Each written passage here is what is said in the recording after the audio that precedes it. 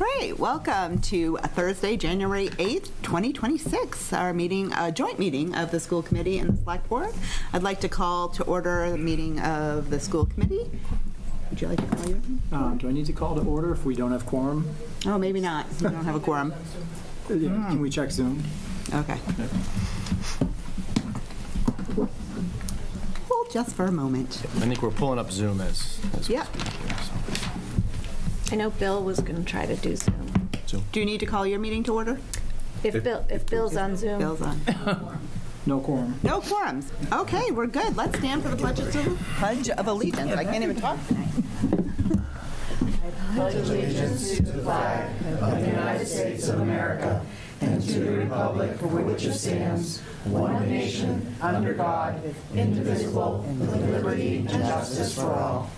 Great. We'd All right, like well, to. if Bill's there, then he should call our meeting to order. Is Bill there? I thought they said no one. Oh, there is. So you technically have a quorum. So then we Can you hear me? Right. Oh, there's Bill. There we go. Hi, Bill. Hello. Would you like to Can call the you hear meeting to order? me? Yes, we'll call the Appropriation Committee meeting Can't to hear order. Bill. in sign language. All right. Can you hear me? Now, barely. Yeah, we'll call our meeting to order. Great, thank you. We're so glad to have the Appropriations Committee and the Select Board with us this evening to talk about our fiscal 27 budget. I'm seeing no one for public comment. There's no one online for public comment. Great. We will move forward. I'm going to call for school committee recognition. Oh, well, first of all, I'd like to recognize the school committee for supporting me the past few months. And I understand that there are some community members have voiced concerns over several absences in my attendance virtually. To abate those concerns, I am sharing publicly that I have been undergoing treatment for 2 types of cancer since late summer, early fall. I want to publicly thank my fellow committee members and the district's leadership for maintaining the confidentiality I asked of them when I shared my condition. That speaks volumes about their personal and professional values. Wednesday, my oncologist, Dana Farber, shared the good news that my PET scan revealed that both the esophageal and lung cancers are virtually gone. I'm not quite out of the woods yet because I may still have to undergo an esophagectomy, which could mean my need to resign from the committee since it appears to be such a gruesome surgery. So that hopefully will explain to the concerned citizens of Hopkinton why I have not been here in person for the past few months.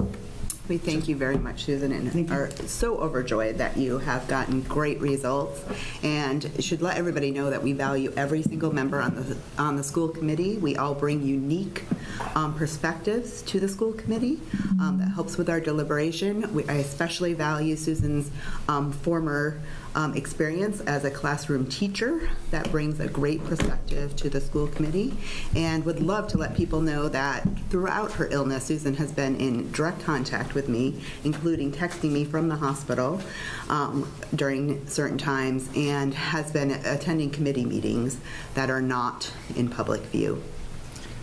Is there any other recognitions that we'd like this evening? I would like to offer a recognition of Susan. I think that this has obviously been a difficult time in your life personally, and I appreciated that. I don't think, to my knowledge, there was a meeting that you missed that you were on virtually. I know there was one where there was difficulty with audio, but the fact that you were going through all of this personally and still putting forward contributing things both here at the table as well as things behind the scenes that you do as a liaison, I think really speaks volume to your work ethic, and I appreciate that. I also want to make sure that people in the public are aware that if they have concerns about any of the 5 of us, that certainly we are open to hearing from people directly. People can reach us at our website. Through the district website, they can reach the entire school committee by finding the email there, or certainly email any one of us individually. Not that you should have to feel compelled to give out personal information, but certainly if people had, person or people, I don't know who the person or people are, but had some concerns, certainly they could have been allayed. So I thank you for your continued hard work. Any other comments? Great. We are now going to open, exactly, it's 7:05, I love this. Public hearing. Does anybody want to make a motion? I move to open the public hearing regarding the FY27 budget. Second. All in favor? Aye. Great. I don't see anybody from the public that has come to speak. So I think we'll go forward with the presentation. Okay, great, excellent. So let's just pull it up here on the screen. Good evening, everyone, and Happy New Year. It's nice to see you all. I appreciate the opportunity to walk through the recommended FY27 budget once again tonight. This is a slightly pared-down version of the presentation that we gave on December 18th. And as I shared last time, this budget reflects a great deal of careful planning and collaboration. It's grounded in data. It's shaped by my entry plan and listening tours and aligned with the town's broader financial expectations and realities. I want to thank our principals, who are tremendous, our directors, our central office team, especially Ms. Rothermick and Mr. Lebrod, school committee members, and our town partners. This was certainly a team effort to get us to this point. And as we walk through the budget again tonight, my hope is that the community continues to see the plan and the vision that we're putting together that helps protect what makes Hopkinton special, responds to the realities of what we're seeing in our classrooms, in our schools, and positions us responsibly for what's ahead. So I'll briefly revisit the process once again. The development began back in late summer and early fall alongside capital planning and early coordination with the town. From there, we moved into enrollment projections, capital requests through CIC, and a detailed presentation from each principal and department leader to the school committee over the months of November and December. Each step included time for questions, refinement, discussion, not just internally, but publicly. And so tonight represents just another checkpoint in our process. Our next meeting on January 22nd, as you see up on the screen, the school committee will be voting on the budget, and then, of course, town meeting is in May. And the purpose of showing this timeline once again is just to reinforce that this budget has been built thoughtfully, trying to be as transparent as possible, and with the opportunities for input along the way. So before looking ahead, I think it's important to zoom out a moment. This slide shows our annual percentage increases of the school operating budget going back to FY20. Over the past 7 years, the average annual increase has been about 5.84%, with some natural variation year to year. One important context point that I know we've mentioned a number of times as we discuss the FY27 budget is historically our operating budget did not include the special education reserve nor certain financial software costs that are now required to sit in the school's operating budget. And these two items alone roughly add up to about 1.7% to the bottom line before we even begin building the FY27 budget. So, which is just an important lens and information for people to have as we start comparing year after year numbers. May I ask a question? Sure. Does that mean previously you didn't have to include the money from the reserve and the cost of the financial software? It just wasn't in the school's operating budget. It was in the town's budget. Oh, it's part of it. Okay. Yeah, it's just shifting into our. You're referring to like the payroll software Correct. the town moved to? Yep. And the schools are staying in that? That's like the long-term plan? We're staying with Munis. I don't know, Susan, if you want. We're staying there. Yeah, we're staying there, yeah. Okay. Moving on to the next slide.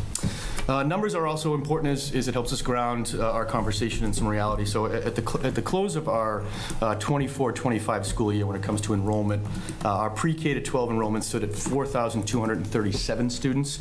The projection for June of 26, the end of this school year, is 4,377 students, and for June of 27, it's up to 4,532 students. We are currently tracking about 100 students below the June 26 projection, which is typical at this point of the year given expected move-ins and transfers throughout the district. These figures come from Dr. Wagman's 2023 projections, which has historically been within about 60 to 100 students of actuals, so making it a pretty reliable planning tool for us. From a staffing perspective, we employ approximately 602 educators, including 370 teachers. We serve a growing and increased diverse population with 46 languages spoken across our district, and nearly a quarter of our students come from homes where English is not the primary language. Important to note, next year, the middle school will bring together our 3 largest cohorts, resulting in the highest middle school enrollment that we've seen in a while. But despite all this growth, Hopkinton continues to maintain a strong student-teacher ratio, and I know we hang our hat on this. We spend well below the state average on per-pupil expenditures as well, while still achieving really strong academic outcomes. As with any school budget, several key drivers shape the overall picture. First is enrollment, like we just talked about, and meeting our student needs. That's always the starting point and most important. Second, is special education costs and services. Student needs continue to increase, and compliance is not optional. Third is transportation, an essential service with rising costs largely outside of the district's control. And finally, our contractual obligations, or like we call it, the people who make our schools function every day.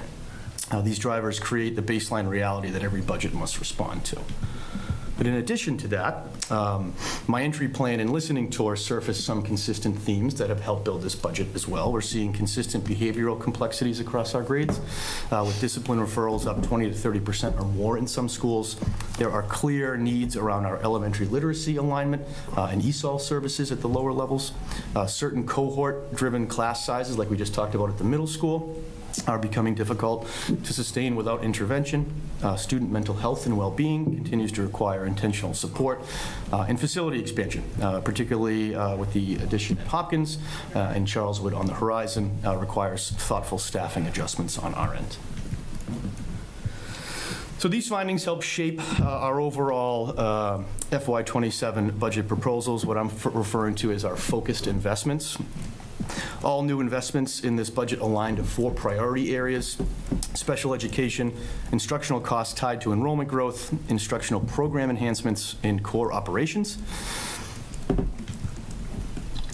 And this slide brings together all of the new investments, which I walked through previously, so I won't go back step by step. I'll focus on the why rather than the line-by-line detail. In total, we're proposing $535,762 in new targeted investments. Every new personnel request on this slide falls into one of those 4 priority areas. Positions like the intensive teacher at Hopkins, the paraprofessionals at the Marathon School and the middle school, the reading interventionist at the middle school, the part-time ESOL position and support at Marathon are all about meeting students where they are and doing so early, appropriately, and in district whenever possible.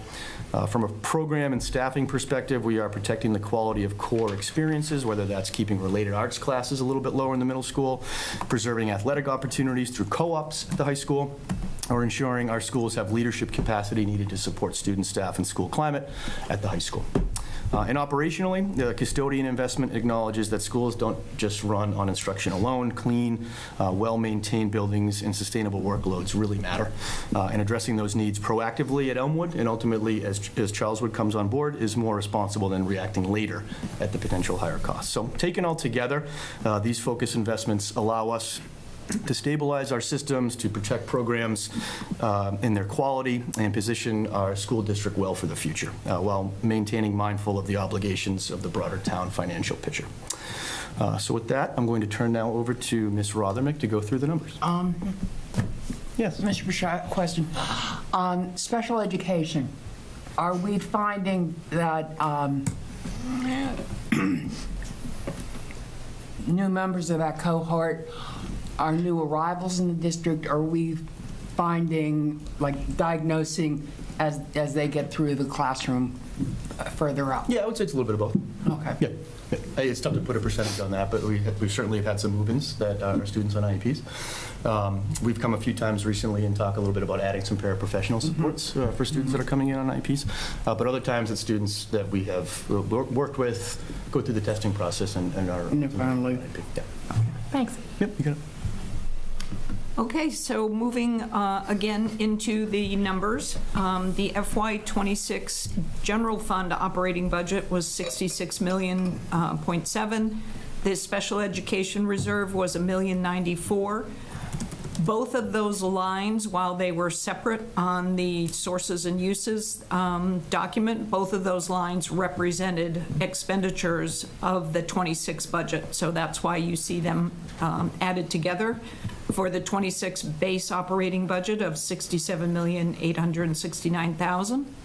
The FY27 salary increase of $3.6 million, of 5.4% increase, and the expense increase of $297,000, which is a 0.44% increase. So the total increase for FY27 is the $3.9 million at 5.84 for a net operating budget of $71,836,488. So there was a question, trying to follow along with what's on my screen here too. So there was a question last time in terms of confusion around the numbers. So I just want to remind everyone that in 2026, the school's budget basically was represented on two lines: what was in the general fund operating budget and then the special education reserve. Even though it was two lines, both of those lines represented existing expenses of the operating budget. Now in FY27, both of those lines will just be on one line. So if you're comparing line to line from the sources and uses, it's a 7.6%. However, that's not an apples to apples comparison. So you really do need to look at both lines in total, which is the 5.84%. So hopefully that makes it a little more clear for everyone. Again, looking at the operating offsets, the decrease use for FY27, it is a decrease of $628,000. Looking at just the salaries, contractual obligations represent $3.1 million increase, and the staff requests that you heard from Mr. Bishop a minute ago of $535,000. So the total salary increase again is $3.6 million. So when you break that out again into those buckets that we spoke about a minute ago, special education increase for salary is $150,000. That is 3 FTEs. Instructional costs and enrollment growth of $88,000, which is the 1 FTE. Instructional program enhancements of $115,000, a 1.5 FTE. And support of $181,000, which are 2 FTEs. Moving into the expenses, again, adding in the expenses from 26 that were housed in that line of the reserve. The increase for 27 is $297,000. Breaking those down into those same buckets, contractual inflation and current services, the increase is $383,000. Student services has a decrease of $216,000. Instructional cost, enrollment growth, and replacement cycles, an increase of $130,000. Going into those buckets a little further, for contractual inflation and current services, transportation contract, as well as regular transportation and athletic transportation, increases $198,000. Technology, which represents software, special education software, course offerings, and inflation, the increase is $132,000. Regular education, which are supplies inflation and textbooks, at $13,000, and miscellaneous others at $38,000. I'm sorry. Yep. The last time we had talked about this, we had discussed that textbooks were more of a capital expense. We had a lengthy conversation about the fact that we don't buy paper textbooks anymore. I'm surprised to see this as an inclusion in the operational budget, given the conversation we had last year and the rather compelling point that you made that they could not be considered as such. So these are what would be considered the trade books that are within classrooms.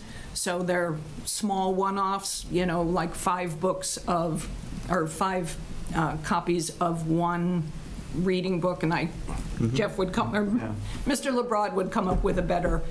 So these are smaller one-off as opposed to a wholesale textbook replacement, which is different. And you are correct. Okay. That is the conversation we had. I appreciate it. I wanted to make sure I was remembering correctly, and that makes sense to me. Thank you.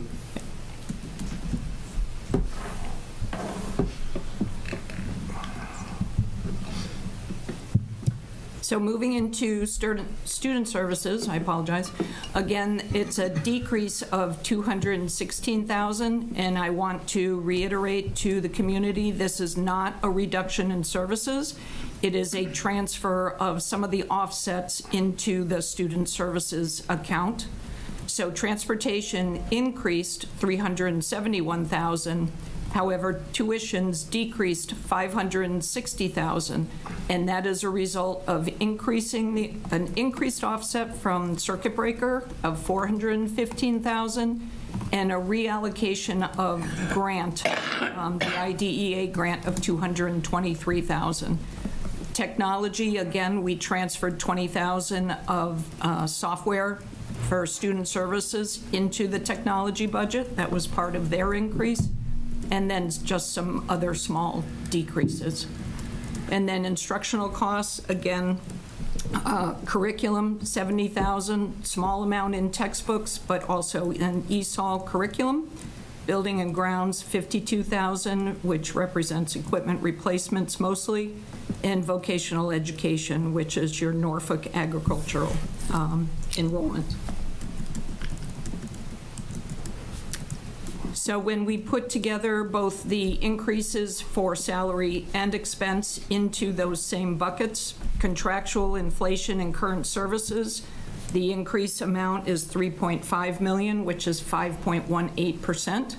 Special education, again, is a decrease of $66,000.1%. Instructional costs and enrollment growth, $219,000.32%.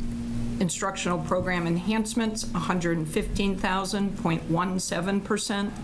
Administration, support, and facility enhancements, $181,000.27%, for a total increase of 5.84%.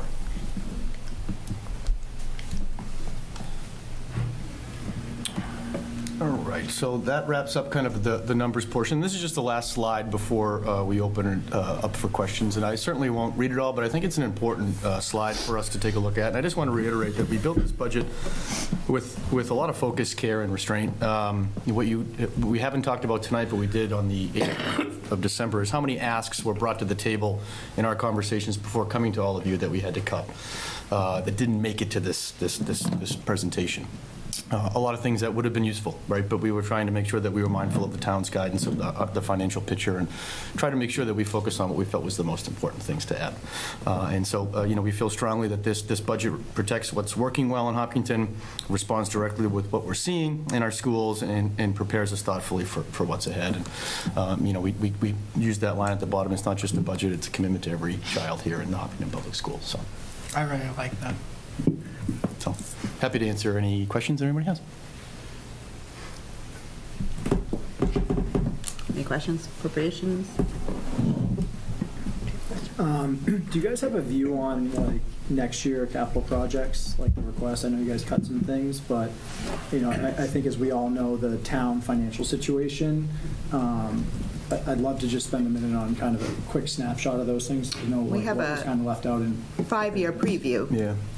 Of what's coming for the next couple of years. Susan, Rother Ridge will pull it up. She's very good with that. We're prepared. One of the other, while she's pulling this up, that we have discussed is the HVAC concerns at the middle and the high school, particularly the middle school, being as it's an older next year, building. the big one, right?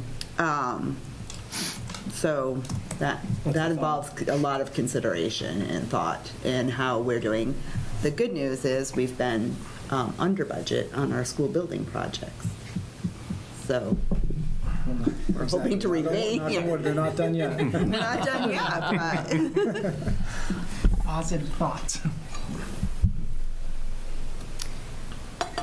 Would you like me to put this up? yes, that would be wonderful. Sure. Thank you. Can we take the teleprompter off and do an Apple TV? We love our partners at HM that are so willing to pivot on a moment's notice.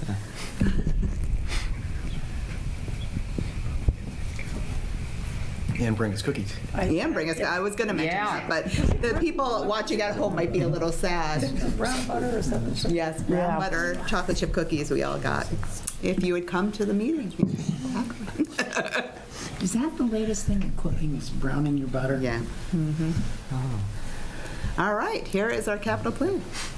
All right, so this shows the next 5 years, and you'll see the big line that is highlighted in yellow, which is the HVAC district-wide.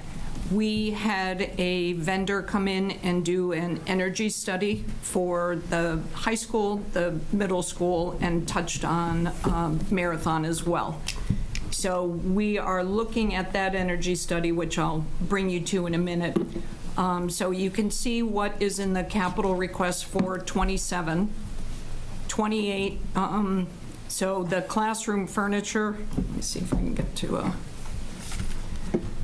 this breaks it down kind of by bucket, if you will. So the equipment in 27 and 28 is getting after what is in the middle school, desks, chairs, the whiteboards, and really trying to get a refresh of that building. That'll be somewhat a building that has not been touched in a long time. Do you happen to know the last time it was really kind of touched up or anything? In terms of desks and chairs, we have actually taken desks and chairs from other schools that are getting rid of their, so when other schools declare surplus, we have actually gone in and grabbed their things, which is why the classrooms look like a yard sale, because they are. And by other schools, you mean out of our district? Correct. Correct. Yes. It's not like Elmwood's desks are going to the middle school. That was, They'd be a little small. I wanted to make sure people at home knew. Yeah. The school committee had the privilege of sitting in some desks Monday night at the high school and can verify that they are quite old. Yes. Well, some of the desks that are in our middle school are dated from when that building was a high school. If that gives you a little Which bit of was? pre-1990. Yeah, oh, yeah, when the high school was built in 01, I believe. High school? Okay. Yeah, 01? I think the first year was, I think 01. Yeah, it opened in 01. Yeah. It was Hopkins that opened the late First year to go all 4 years. So that's what you see in the next 2 years in terms of trying to address the middle school refresh. Building and grounds, these are tractors, some are their, the work trucks, so that's a couple of years. Roof replacements in 2029. The middle school and high school have solar panels on there. Their installation was 2009. So the 20-year term of the PPA is 2029. The way the PPA reads is they will come and remove those panels. We don't want to be responsible for those panels. When they remove them, we need to fix the roofs. Those are panels that were installed with penetrations. That's different than installation that happens currently. The installations that happen now are weighted panels as opposed to screwing into the roof and causing penetrations. So when we remove those panels, you'll need to replace the roofs. So that's the big thing for 2029. Other than the high school, I recall being one of the ones with the is there anywhere else that has them? And middle school. Middle school. Yep. So it's partial on high school, partial on middle school. We have new solar installations that happened in '23 that added more to the high school and to the middle school. But again, those are weighted installations. So it's different. And you'll have another 20-year term on those. So. Susan, do we buy or lease the building and grounds equipment? We Or both? buy. We buy it. We buy it. Yeah. And that's all replacement cost, or is that maintenance, fixing old machines? These are replacement costs. Replacement. Yep. When you get into 2028, whoops, sorry. The cafeteria, kitchen, and servery, things to be discussed in 28 and 30 is moving towards putting a dishwashing system within the middle school and the high school. The high school would be first. Half of that project can be funded through the school lunch revolving account, and half would be looked to be part of an article of some type. Putting in the dishwashing equipment then would remove all of the disposable trays that we currently do in those 2 schools. They will be the last 2 schools that use disposable trays. Marathon has a dishwasher, Hopkins will have a dishwasher, and Charleswood is being planned for a dishwasher. So these will be the last 2 schools that are fully functioning on disposable trays. So that would be those future. The flooring, the first one in 2028 is looking at flooring again in the middle school. So if you walk through the middle school, both classrooms and hallways, the flooring is cracked. Some of the classrooms where we need to replace the furniture, they are built-ins that are over asbestos tile. Oh. So when we pull those built-ins, we will need to do remediation and replace that flooring. So that's part of that project. And the one in 2030 is looking at your athletic center indoor track, which is in okay shape, mostly on the track where the starting blocks are, is getting torn up, which is just a matter of years of use. So those are really the biggest ones to look at in the next 5 years to give you an idea. Happy to answer any questions on those. I can take you into the HVAC energy study if you would like. I mean, first, like, just, thank you. I think as I look ahead to like town meeting this spring and stuff, I think having this, because I'd love to think that most of the residents like listen to our meetings as we go over the budget stuff. So many are here. But I think, we do know like the turnout at town meeting has the biggest impact on the town. And I think sharing things like this during town meetings so that we can, whether it's upfront or, as we go through, 50-something articles typically on a given year, it's good to have perspective on, hey, like there's things that, the schools need, the rest of the town need over the next couple of years. And I think we lose track of that sometimes. So I appreciate you bringing this up and just highlighting that for everyone. Yeah. And I know that it has been presented to the CIC and possibly the select board using a different software system, so it may have looked a little different than what I'm showing you. Yeah, no, this is how it was presented to the school committee. Yeah, and I think this is a great way to present it, especially, again, I'm thinking more about town meeting than like our own individual meetings and how we can get this to the most people that are essentially going to vote on some of these capital projects over the next couple of years. Yep. So thank you. Excel is always swell. You never need to apologize for that. It's interesting. I was talking to a friend of mine who lives in a different place, and he was talking about their school committee that chose to ignore roof problems. And now they're looking at millions and millions and millions of dollars. And it's like the little things eventually add up to way big when you ignore them. Just like in your homes and stuff. The HVAC, I think, is a good example of that. If we have problems with the HVAC, we're going to have big problems. Especially like coming later and later in the year. I had one other question as well, if I could indulge at your discretion here. So I really appreciate that you broke out the salary increases being contractual versus non-contractual. I've only been in this role for 6 months, and I'm very quickly learning that much of my frustration is beyond the pale of consideration because they are contracts. And so I put my hand up and acknowledge. What I do want to ask, and I'm asking following where Chair Clark was going about just the actual financial deficit. Thank you, F1. The financial deficit coming to the town. So we know as of right now there's about a $15 to $20 million budget shortfall for next year. Schools don't own that. The town owns that. But it's safe to say some amount of it is going to end up proportionally spread across all of us, unless we come up with a wildly creative solution. And boy, do I hope we do so that I don't have to ask the next question.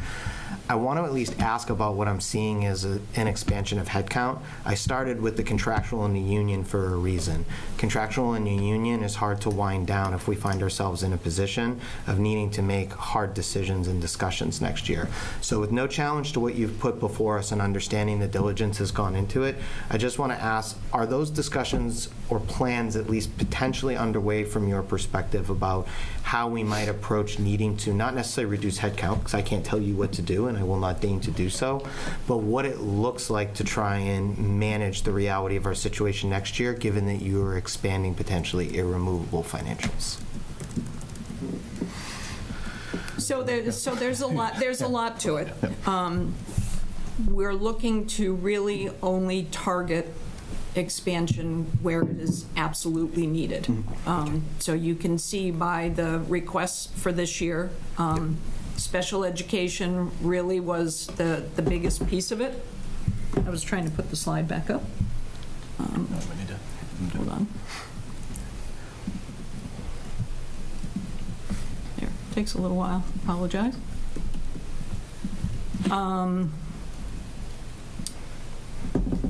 So if we go to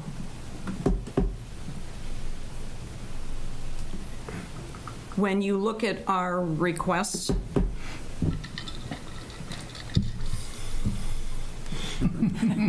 sorry, under attack. Yep, I know. So when you look at these requests, the 150,000 in special education, again, is very targeted. It's addressing students that are here today. Yep. that we need to address, as well as the reading intervention at the middle school.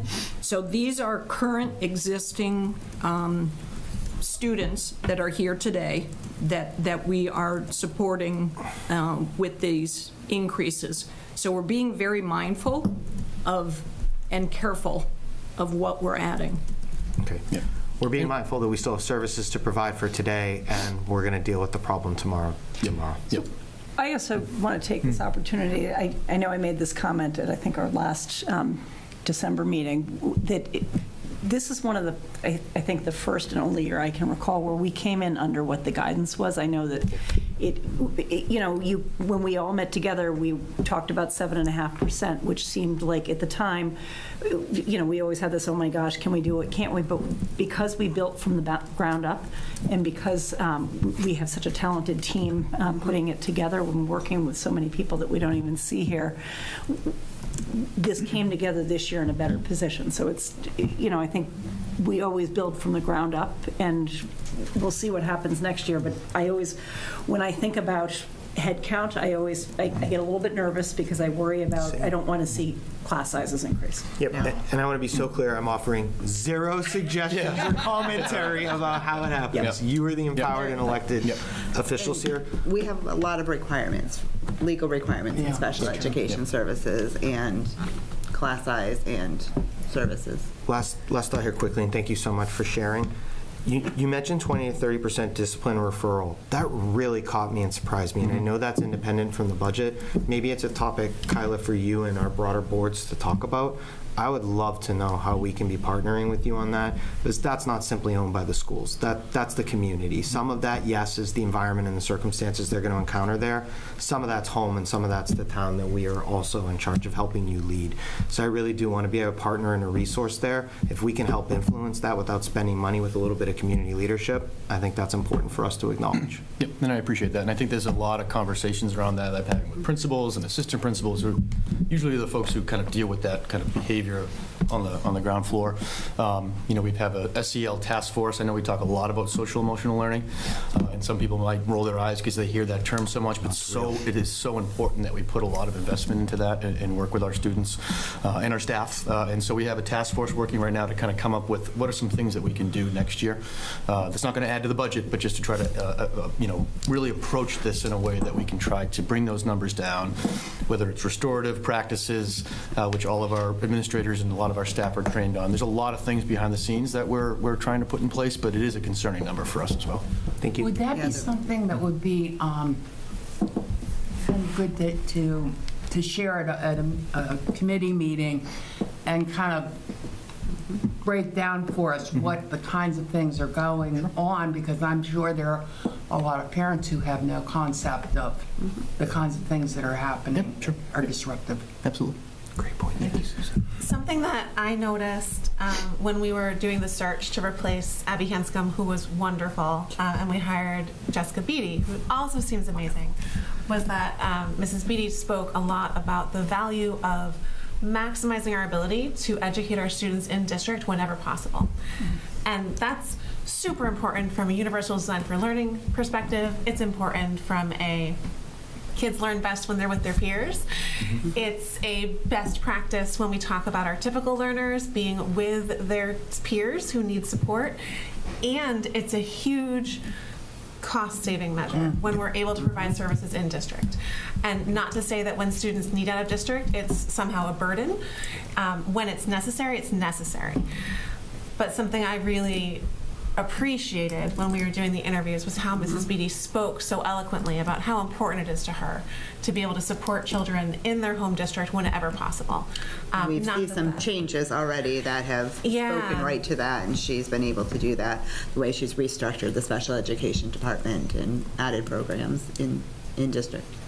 And even the simple cost of the transportation, like the specialized transportation from a home to a school that's 5, 6, 7, 8, 9, 10 towns away is astronomical.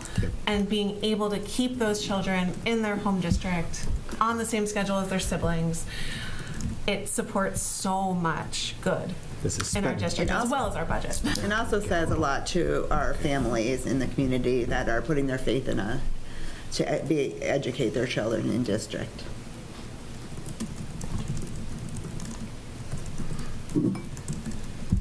Okay.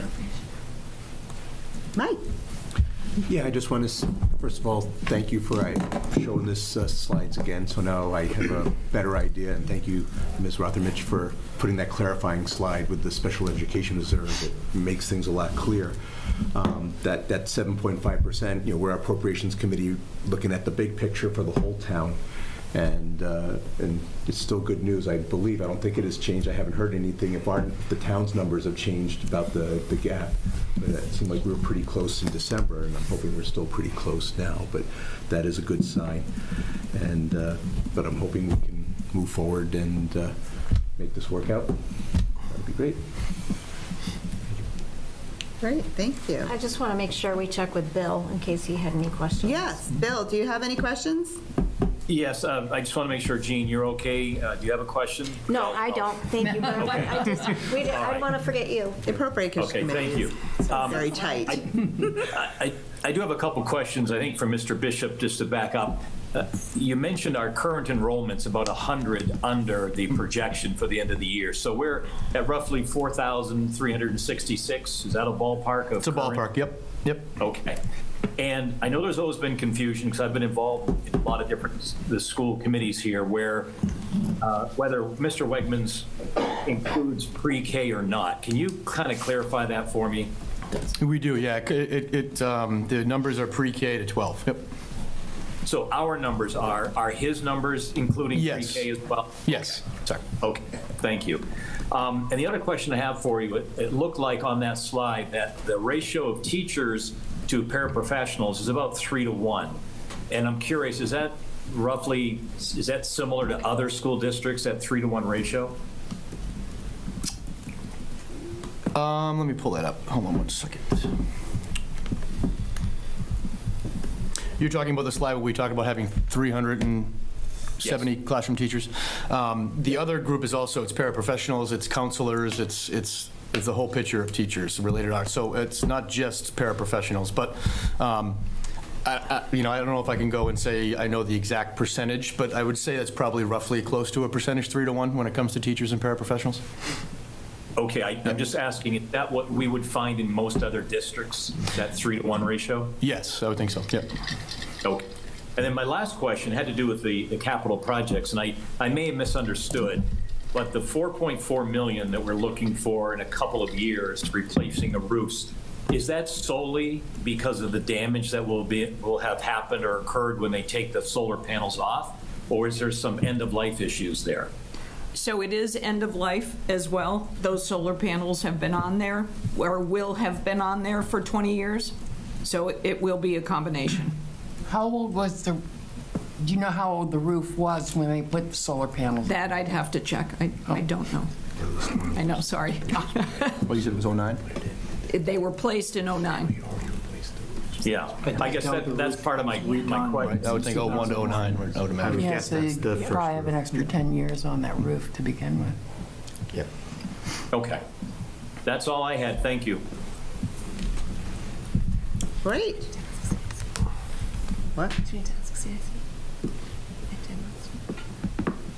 Oh, capital improvement? Do you have any comments? No, you're good? You could have also joined us. Sorry. Okay. Having no other comments, anybody want to make a motion to close the public hearing? I move to close the public hearing. Second? No, all in favor? Aye. Great. Our public hearing on budget is closed.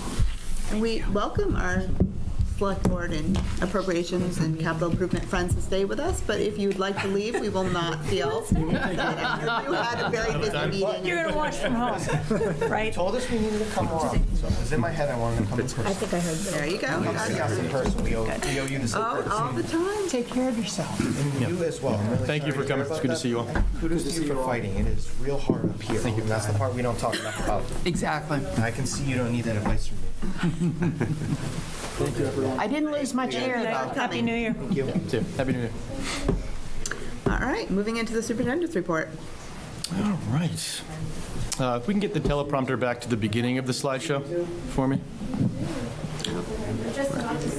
Oh, I have the ability to do that. Never mind.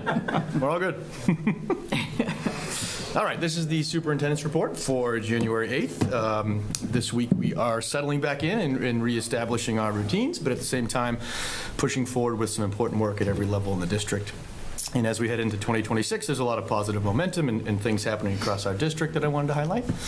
So we will start at Marathon and some really important opportunities to strengthen our partnership with families. Preschool parent-teacher conferences are coming up later this month, and those early conversations are foundational, and they set the tone for communication, trust, and shared understanding around student growth and trust within the district. Also at Marathon, they are hosting a parent workshop on January 21st at 6:30 with adjustment counselor Mr. Justin Lowater, who's pictured up there on the screen. The presentation is going to be focused on supporting children's social emotional development. This is the second year that we are doing that. We feel that these opportunities are really important in supporting families beyond the school day to remind them that learning and well-being are a shared effort in the community. Childcare will be available. Yes? What kind of participation do you get in those? When I talked to Mr. Lowater about this the other day, I was over at Marathon. I think he was expecting around 50 or so. 50% or 50 participants. It'd be great if it was 50%, but I think it's 50. Okay. And like I said, there's childcare available with our high school students as part of the Hiller Mentoring Program. And speaking of that program, there's a picture here on the right. We sent our high school students down, 75 of them, for the third time so far this year as part of that program. I was able to be there and see it in action. And it was it's one of those programs that the benefits go far beyond academics. And there's a student here helping some of our youngsters get ready to go outside for recess on a cold day. So helping with the jackets and the hats and the mittens. So it was great. Adorable. It's great that the teachers have that support. It's been a big hit. Going into our other elementary schools at Hopkins, students and staff are gearing up for their winter concert later this month, also on January 21st, which is always a highlight of the winter season. And at Elmwood, our PBS work continues with another student assembly focused on expectations and positive behavior. And what I appreciate about that work is it's proactive, it's about building skills, sharing language, and promoting a positive school culture. Moving along to the middle school, there's been a lot happening both inside and outside the classroom. I always enjoy seeing our staff lean into moments of fun and connection. That was PJ Day on the left side. You see Mr. LaFave and a number of our staff members. Always strengthens the school culture. They are also at the middle school hosting their second annual International Night a week from tonight on the 15th at 6 p.m. This, like I said, is the second annual, and there will be music, food, presentations, and it's an effort to work with our students as we continue to grow and reflect our diverse community and the richness of our community. And tomorrow, 8th grade students will hear a presentation from Wes Woodson, who's also hosting a parent presentation as we speak right now in the middle school auditorium. Wes is a nationally recognized youth mental health speaker, author, and founder of the Wes Woodson Company. He's known for his work helping young students, particularly Gen Zs, navigate anxiety, build confidence, and develop self-love. Wes shares his personal story of transformation in his own anxiety, and he will be working with 8th grade students tomorrow. We'll be meeting with each team individually, so I'll be able to report back on that next time we meet. Thank you to the HPTO for sponsoring Wes Woodson as well. And at the high school, we have a VEX robotics tournament this weekend. If you've never been to a robotics tournament before, I would encourage you to give it a shot. The tournament begins at 10 a.m. in the high school athletic center. It's exciting to see the students engage in such high-level problem solving, collaboration, and hands-on learning. And it's an event that's just a great example of all of that work in action. And big shout out to Mr. Scott, who puts this all together. Also want to congratulate our varsity girls basketball team on winning the Mary Corby Holiday Tournament. It's a tournament with Milford, Algonquin, and Medfield, and they came in first. They won that tournament, as well as our boys varsity hockey, who won the Island Creek Tournament, beating Barnstable and Duxbury on the way to winning that title. So great ways to start off our seasons at the high school. From a district perspective, January also marks the time for many of our school councils to meet across the district. School councils bring together students, staff, parents, and community members to serve as a collaborative sounding board for the principal. School councils are critical because they give everyone a voice and make our schools stronger, more transparent, and more responsive to student needs. They play an important role also in developing our school improvement plans. You can see the meeting dates up on the right. The middle school had theirs today.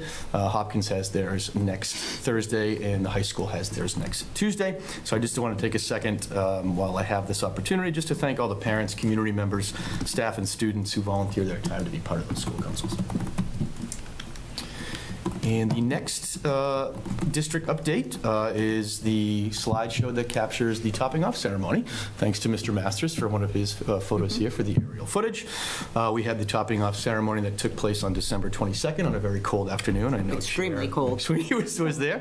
As part of the ceremony, it was muddy. Yeah, it was. Yep, Mr. LeBron and Ms. Rothermich was there as well. Our construction partners placed a sign beam on the structure with signatures from marathon students and staff, along with a tree and an American flag, which is a long-standing tradition with the topping off ceremonies. And while this ceremony was symbolic, it's also deeply personal and meaningful, especially knowing that the names of our students and staff are now quite literally part of the building, which is pretty neat. Can we? I got a number of questions. Which students signed? Students at Marathon School. Students at Marathon. Yeah, those students that they will eventually. They'll be eventually. Okay, because go ahead. And we signed. Well. Susan, did you sign big? Susan, Susan signed. Susan signed with a money sign. And then the top of the hill spotlight, that was Jeff's idea, I should say.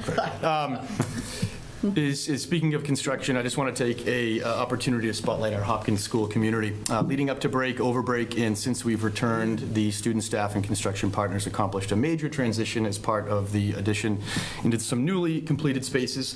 And as they transition into new spaces, the main office, the nurses' wing, music classrooms, as well as the old gym and cafeteria are now full construction sites. So there's a lot of moving parts, and moves like that are complex and require flexibility, patience, and tremendous amount of behind-the-scenes work.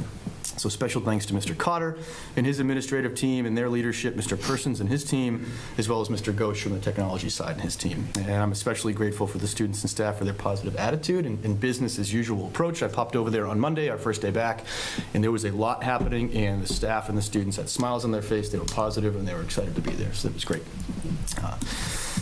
So that is the superintendent report for January 8th.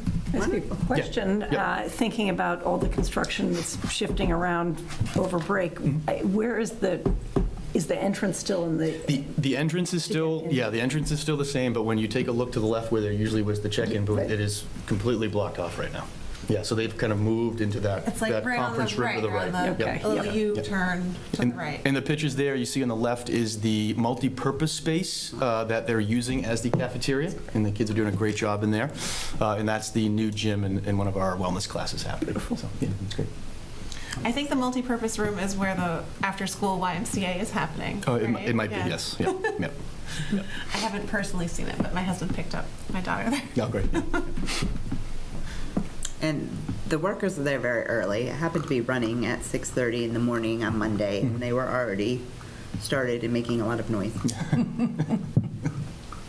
Are they allowed to do that early? What? Are they allowed to do that early? Well, they're pretty That was a far 7 back. a.m., yeah. There are some neighbors. Okay. School committee chair report, payroll warrants, S26011, S26012, S2612B, S1612C have been approved. Warrants number 26086S, number 2606S, 2607S, 26071S, 26072S, 2673S, 24074S, 26075S, 26076S, and 2607S have all been approved. The warrants are included in your folder. Annual town report. I have gotten as far as reviewing over what was written last year, and we'll work on it for our next meeting so that we have something hopefully to approve at that point. I should also mention we had a very productive and engaging workshop on Monday night done by the Mass Association of School Committees on how to evaluate superintendent, and we are now feeling confident about our ability to do Learn a lot. Fabulous. We learned a lot. We sat in desks at the high school, which will need to be replaced someday. You can only enter from one side. Because we had a little trouble with technology in the library, but there was a athletics person on site that tried to help. Okay. That was very nice. When I said I didn't need you all, we did need you all, but that was okay. we improvised. All right, liaison reports. You have one about CPAC. Yeah, CPAC, we had a really pretty effective meeting the other day. A lot of things were discussed. What else was it? Seems like there was a plan for something. There's a plan. Oh, there's a workshop coming up. There is a workshop coming up from a neuropsychologist. Neuropsych, yeah, it's really interesting. It does look very. They are asking people to indicate whether they might be attending either virtually or in person. It's going to be done both ways, so that they can get an idea of how many people might be attending that. It's on Wednesday, January 28th at 6:30 at the public library. Great. It seems to be very exciting.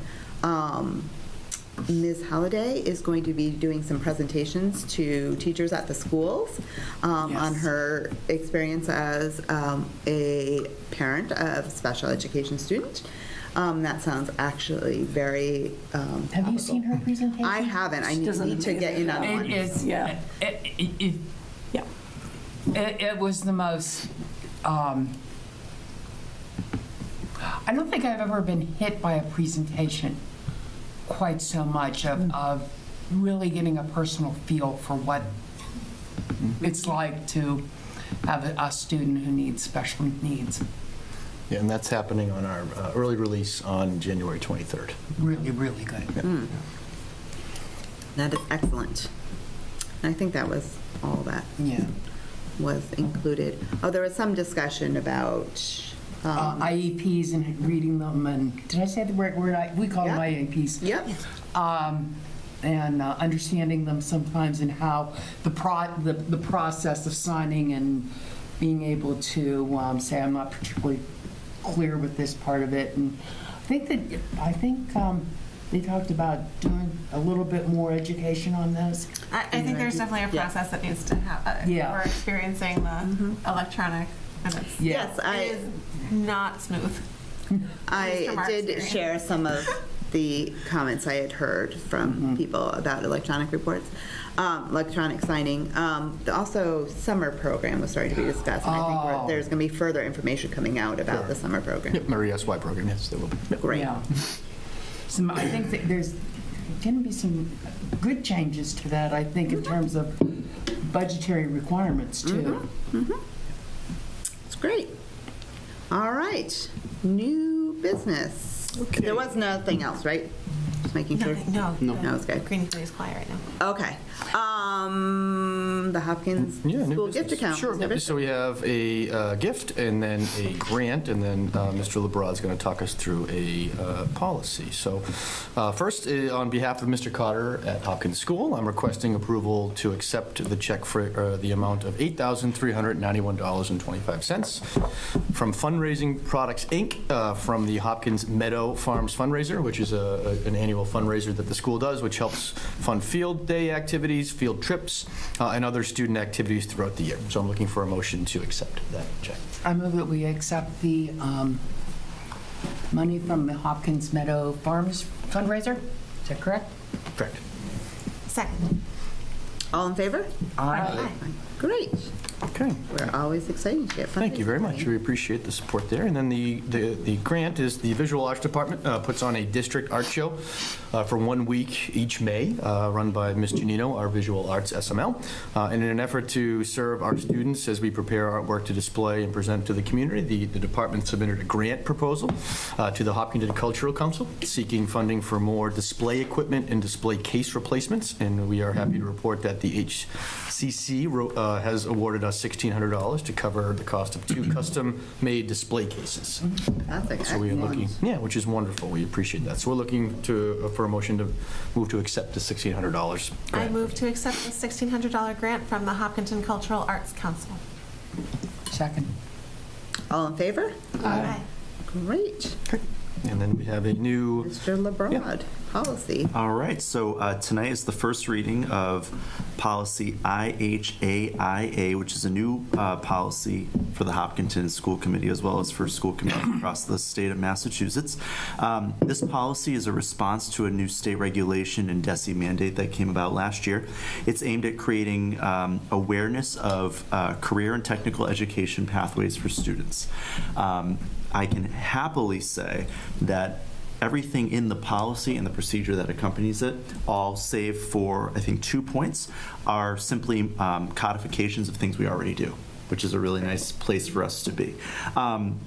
So the regulation that came out is one about creating awareness, but it's paired with, for our CTE school partners, a requirement that they addressed their equity in admissions. And so our CTE schools had to do that.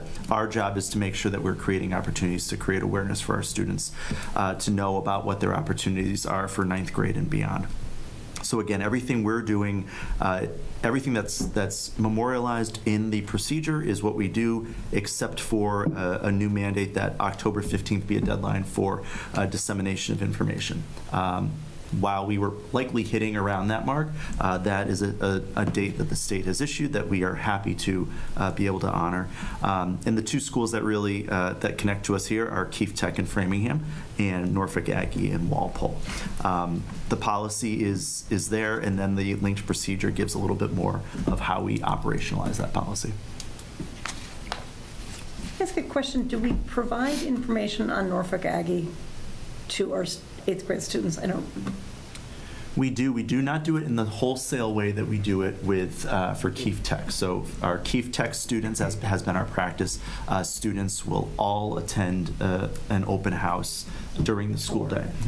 Norfolk Aggie is more based on student interest, family interest, and counselor coaching and recommendation. Because if I recall correctly, students are only eligible to go to Norfolk Aggie for, or any other vocational tech school other than Keefe Tech if the other school offers something that Keefe Tech does not that they want. Is that still the case? So like for Norfolk Aggie, I know there are students who go for animal science and read that stuff like that, which Keefe Tech doesn't offer. Right, and Norfolk Aggie is a statewide, their catch basin is the state, whereas Keefe Tech is limited to the communities that feed into it, Hopkinton being one of them, yeah. But yes, they do offer different programs. Great. do we think we need more consideration of this, or I think we could go ahead and approve it? I think we'll do a second reading so people in the community Okay. can read it and Offer see if there are any comments? questions. Yep. And then were we maybe Yep. having, Well, we're going to have, so we talked in our policy subgroup about this, that we wanted to, there's been also, when we talk about Keefe Tech, there's been some changes in their admissions process that I think is important for our community to know. So we have reached out, so we have 2 Hopkinton parents that are part of the Keefe Tech School Committee. Each, the community in that group has 2 parents, and I think Framingham might have a little bit more than 2, just because of the numbers of students. And so we've reached out to them, and they're hoping to come to our meeting on January 22nd to give us an update on the admissions process. Oh, great. Yep, which will be the same day we'll do the second reading. So. Great, wonderful. Items by consensus? Items by consensus. I recommend that the school committee approve the items by consensus as listed in your packet. So moved. second? All in favor? Aye. Great, that passes. I move to adjourn the meeting. Second. All in favor? Aye. Aye. Wonderful, and we are adjourned for tonight.